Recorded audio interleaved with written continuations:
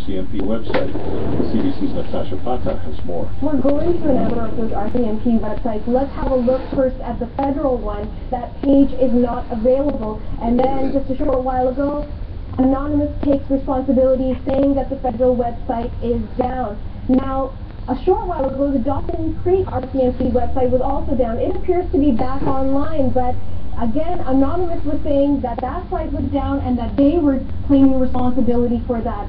All of this, they say, is part of Operation Anon Down, which is something that they had brought forward just a couple of days ago. We contacted the RCMP on the federal level, and at least the one person that we managed to get on the phone said he wasn't even aware that there was a threat to the RCMP website from Anonymous, and he says it's likely just an IT glitch. But really, many people are speculating that, in fact, this is something being carried out by Anonymous.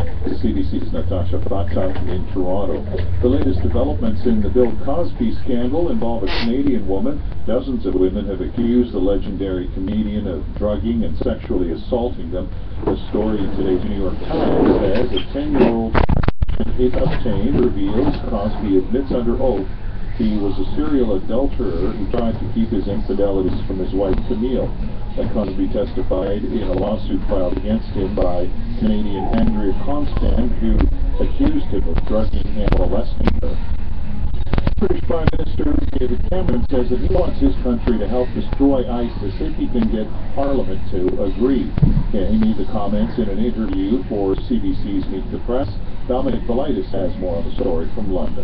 He said he wanted Britain to do more in terms of military action against ISIS in Syria. British planes, of course, have been attacking the group in Iraq, and Britain has been supporting US-led strikes in Syria. But MPs over here have not yet approved direct action there. Indeed, 2 years ago, following a suspected chemical weapons attack on the outskirts of Damascus, they voted against military intervention. So David Cameron is very aware he needs backing in Parliament. There is a lot going on politically behind the scenes at the moment. There is a big push on the government's part to try and get a consensus on intervention in Syria. We're told a vote could take place in the autumn. The CDC's Dominic Politis in London.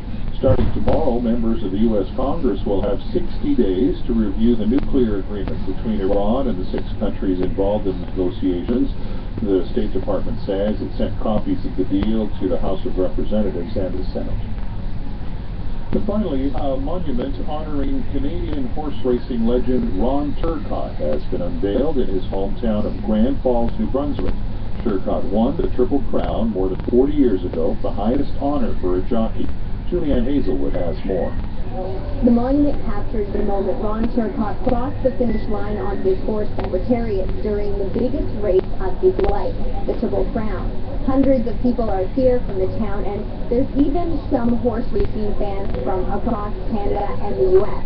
Turcotte was speaking to the crowd earlier. He said he feels like the luckiest man alive. He got to ride horses for a living and has an angel for a wife. One of Turcotte's brothers also spoke. He said he's never met a more courageous man than Ron. Turcotte's career came to a tragic end when he fell off his horse 5 years after his biggest race and became paralyzed. Nearly everyone from the town I've spoken to said Ron is their hero. Even if they don't know him, they say they feel like they do. Julianne Hazelwood, CBC News, Grand Falls. And that is CBC News to this hour. We broadcast live and podcast at our website, cbcnews.ca. Adsatars serves.